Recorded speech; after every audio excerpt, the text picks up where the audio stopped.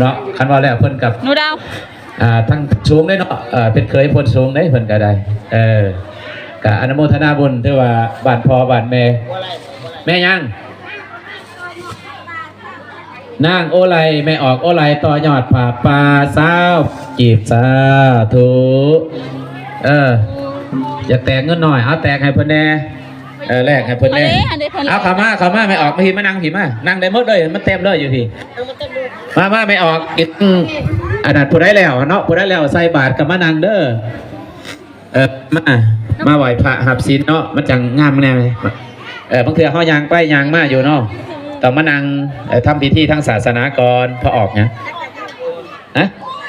พอออกตนเด้อนี่เด้อพอออกตนเขินกับหัวโมทนาต่อยอด100,000 กีบสาธุขออนุโมทนาบุญให้ร่ำให้รวยเด้ออยู่เย็นเป็นสุข